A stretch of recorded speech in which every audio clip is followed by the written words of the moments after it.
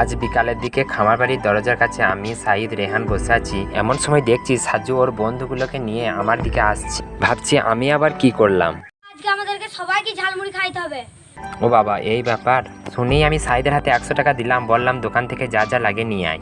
তারপর ওরা চটপট জাকু কাকার দোকান চলে যায়।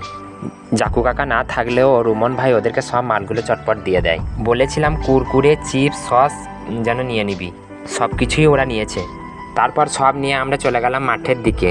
কোথায় ঠিকঠাক বসার জায়গা পাওয়া যায় আমরা দেখছিলাম। আমি বলছি কোথায় করবি দেখ, সাইদ বলছে একটু দূরে চলো, ওদের পছন্দে গেলে জায়গা ঠিক আর হবে না। তারপর আমি বললাম আমার কাকাদের এখানে একটা বড় জমি আছে, সেখানে করবো চল। গিয়ে দেখছি ওই জমিটার বেশি অর্ধেকটাতেই কাদা হয়ে আছে। এই কয়েকদিন মাঝে মধ্যে বৃষ্টি হচ্ছে, তাই মাঠে সব কাদা হয়ে আছে। এরই মধ্যে একটু শুকনো জায়গা দেখে আমি ভাইদেরকে নিয়ে বসলাম। আমি সাইদকে বললাম একটু তাড়াতাড়ি কর, না হলে সন্ধে হয়ে যাবে।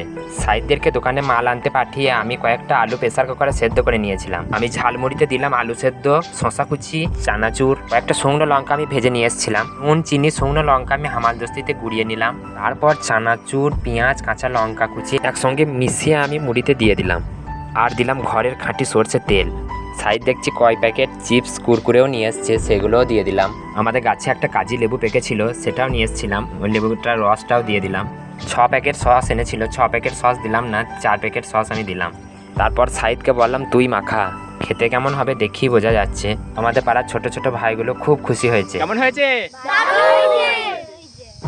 ওদের ওই হাসি মুখটা দেখতে আমার খুব ভালো লাগছিল। আমি বুঝতে পারি না আমাদের পাড়ার ছোট ছোট ছেলেগুলো কি কারণে আমাকে এত ভালোবাসে। জানি না কেন আমি ওদের এত প্রিয়।